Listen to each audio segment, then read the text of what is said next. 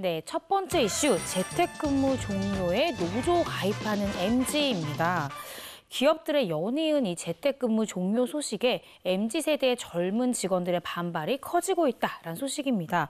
집에서 일하는 것이 곧 복지다라는 게 요즘 젊은 직원들의 생각이기 때문에 재택근무가 종료했다? 복지 혜택이 줄어들었다라고 생각하기 때문에 반발이 커지는 것으로 보이는데요. 어제 민주노총 전국화학섬유식품산업 노조 이 카카오 지회에서는 불과 한 달 전만 하더라도 노조 가입률이 40% 정도에 달했는데 이 3월부터 사무실로 전면 출근하라라는 새 지침이 내려진 다음에 갑자기 10% 가까이 노조 가입률이 증가했다라고 합니다. 이를 두고 카카오 안팎에서는 사무실 전면 출근 체제가 노조 가입률의 증가를 불러왔던 것이 아니냐라는 의견이 나오고 있습니다. 그렇다면 기업에서는 왜 재택근무를 종료하려고 하는 걸까요? 기업들이 이제 재택근무 종료하려는 이유가요. 첫 번째는 코로나19가 종식되고 있다는 점, 그리고 기업 업무, 소통의 효율화를 위해서 출근을 지시하고 있는 것으로 확인이 됐습니다. 한 기업 관계자는 코로나19가 끝나가는 상황에서 구성원들 간의 소통과 협업을 위해서 출근을 늘리게 됐지만 재택근무를 두고 이 회사의 임원진들과 직원 간의 온도 차이가 있었다라고 밝혔는데요. 하지만 직원들은 회사의 이런 방침 변경이 좀 당황스럽다 이런 입장입니다. 재택근무를 회사의 장점으로 소개해놓고는 이제 와서는 이 재택근무가 회사의 복지는 아니다 이런 식으로 말을 바꾼 것에 대해서 좀 당황스럽다 이런 입장이고요. 매일 출근해야 된다면 회사를 옮길 것 같다는 등의 부정적인 반응을 보이고 있습니다.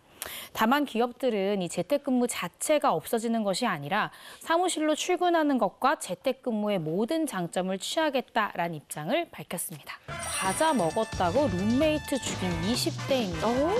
너무 가슴 아픈 사연인데요. 네. 같이 방을 쓰는 동료를 CCTV로 감시를 하고요. 굶기고 또 내 말을 듣지 않으면 가혹행위를 일삼다가 끝내 이 무차별적인 폭행으로 사망케 한 20대 남성이 대법원에서 징역 20년형을 확정받았다라는 소식입니다.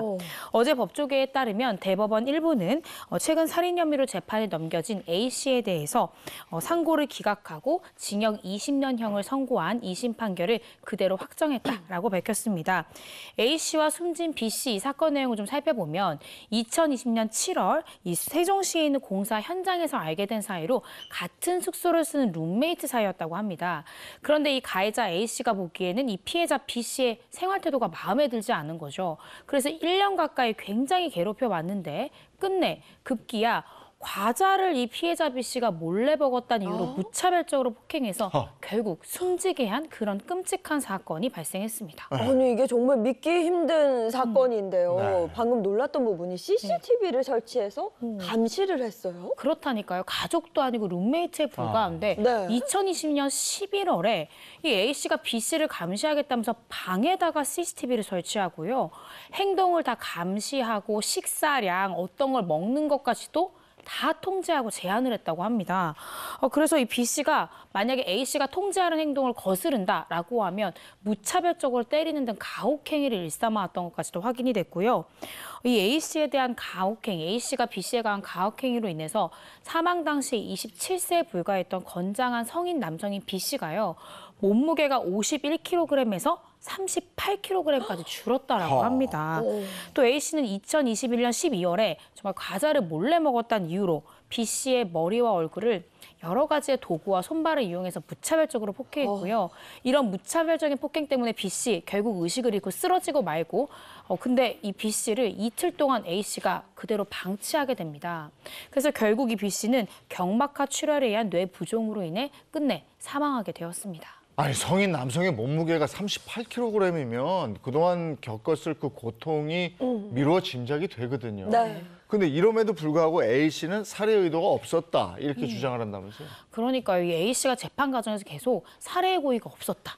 나는 사망할 걸 예견하지 못했다라는 식으로 이 고의 부분을 계속해서 부정해 왔는데 1심 재판부는 이 A씨가 B씨를 무차별적으로 폭행하고 심지어 B씨를 방치한 점 등을 볼 때 살해의 미필적 고의가 인정된다라면서 이 A씨의 주장 배척했고요. 징역 16년을 선고했습니다.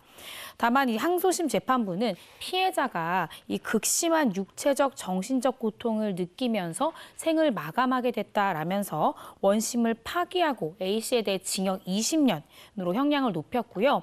이에 A씨는 형이 너무 무겁다라면서 이제 대법원에 상고심을 제기했지만 대법원은 변론 없이 원심인 징역 20년형을 그대로 확정했습니다. 노쇠라고 했잖아요. 노쇠. 저는 그 노화는 아는데 노쇠와 노화가 뭐 다른 거예요? 같은 건가요?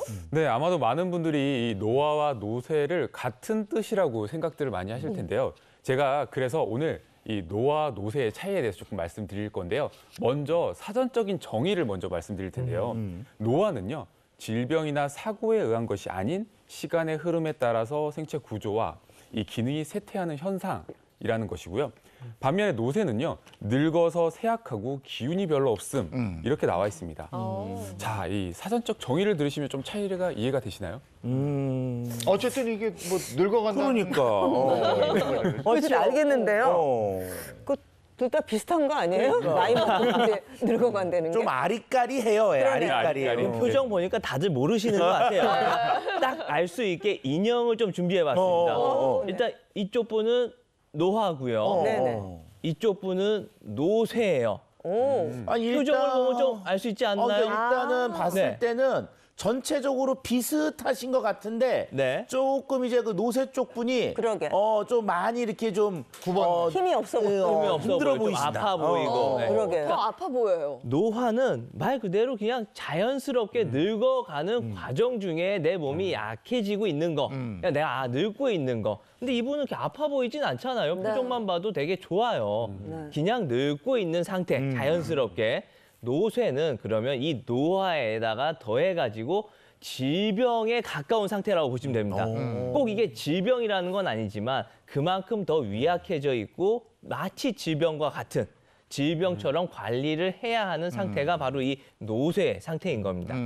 그러니까 나이가 들어서 늙어서 노화 현상이 찾아오더라도 그게 이제 노쇠하다는 건 아니다. 그러니까 관리를 어느 정도 하면 네. 노쇠가 아니고 노화 정도다. 뭐 이런 거예요. 네, 그렇죠. 우리가 이제 흔히 이제 나이가 드신 분들을 생각을 해보면요. 보통 주름이 좀 있고 흰머리가 있거나 혹은 약간 근육량이 줄어든 모습들을 상상들을 하시잖아요. 이제 이런 것들이 자연스러운 노화 현상이고요. 노화 현상은 인간뿐만 아니라 생명체라면 누구나 겪는 사실 자연스러운 현상이죠.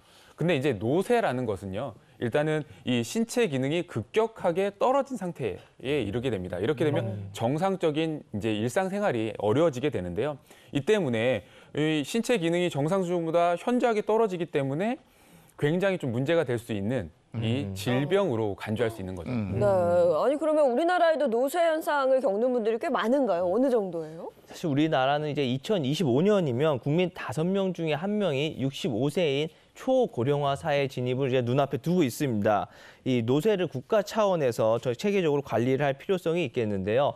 실제로 우리나라 고령 인구의 노쇠 유병률은요, 이미 2017년도에 8.3%에 이르렀고요. 2020년에는 10.8%로 증가했다고 합니다.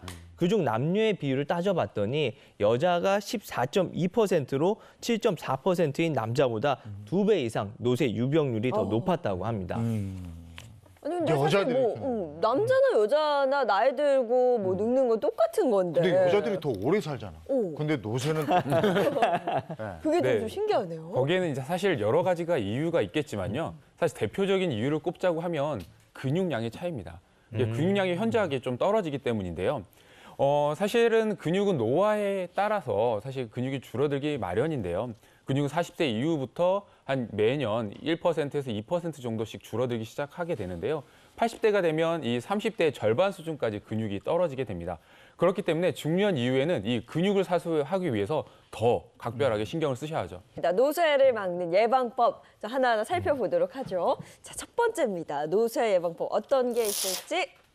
편안한 삶을 버려라. 버려라? 네. 편안하게 살아야 되는 거 아니에요? 불편하게 살자는 거지? 그러니까 내가 이제 우리가 진료비도 먼저 받았다고 해서 이렇게 얘기하는 게 아니고 사실 되게 말이 좀 조심스러운데요. 오늘 내가 이렇게 의관 정제까지 하고 나와갖고서는 우리 노인분들에게 편안한 삶을 버려라 이런 얘기를 해갖고 이게 오해의 소지가 약간 있지만 일단은 좀 들어주셨으면 하는 게요. 이 노쇠 예방을 위해서는 사실 저 편안한 삶을 버려야 되는데 어떤 것들이냐면 흔히 우리가 대중교통에서 버스나 지하철 타고 있을 때 내가 앉아 있는데 이 노인분이 앞에 계신다 하면은 의뢰 우리가 일어나서 자리를 양보를 하게 그렇죠. 되잖아요. 비춰드리죠. 네. 근데 이렇게 되면 사실 이게 상당히 맞는 건데 예, 유교 사상으로 봤을 때 상당히 맞는 건데 이게 오히려 우리가 그분들을 더 노쇠하게 만드는 방법일 수도 있는 거예요. 아니, 자연스럽게 그렇게 서서 좀 운동을 하고 있는 건데 근데 이렇다고 해서 내가 이런 말 했다고 막 혼날 수도 있어요. 내가 좀 이따가 이제 병원 가면 원장이 그렇게 얘기했다고. 근데 절대 그게 아니고 노쇠 예방을 위해서는 너무 편안한 삶은 버려라. 그렇다고 우리가 꼭 예의 없이 뭘 막 하라라는 건 절대 아닙니다. 어르신이 앞에 계시면 일단은 양보하는 게 맞고 그 다음에 또 어르신께서 됐다 나는 운동하는 거다 너 앉아라. 이렇게 하면 서로 아름다운 세상이 될 수 있지 않을까 싶고요.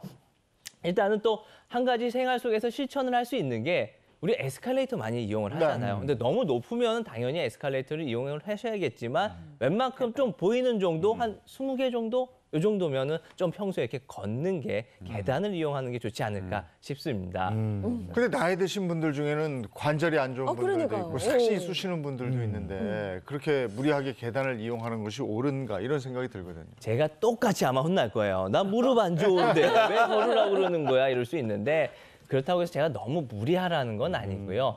약간의 이제 불편함은 필요하다고 했는데 이 불편함 속에서도 즐거움이 가미된 불편함이에요. 그래서 미국에서 노쇠를 막기 위해서 최적의 예방법은 반려견과 함께 산책하기였다고 합니다. 네. 그만큼 너무 힘들게만 하는 게 아니라 어떤 즐거움이 그 불편함 속에서 묻어난다고 그러면 충분히 내가 그 정도 생활 속에서 운동을 하면서 근육량을 지킬 수 있고 노쇠를 예방을 할 수가 있습니다. 네. 근데 그 반려견도 교육을 잘 시켜야 돼요. 저희 집 강아지는 막 제가 끌려가서 더 다치실 수 있습니다. 네. 이어서 두 번째 노쇠 예방법 살펴보도록 하죠. 보시면 사람과 어울려라. 이건 좀 중요한 부분인 것 같아요. 근데 나이가 들면서 진짜 그 젊었을 때보다 현저하게 사람과 어울릴 일이 줄어들죠. 그리고 그렇죠. 어떤 분들은 또 피하기도 하고 그래요. 맞아요. 그런데 전에 봤던 뉴스 인터뷰가 갑자기 생각나는데 이게 뭐냐면은 하루 종일 목적지도 없이 지하철을 타고 이렇게 돌아다니시는 노인분들이 계셔가지고 인터뷰를 했어요. 아니 왜 이렇게 지하철을 타십니까? 그러니까 사람 보고 싶어가지고.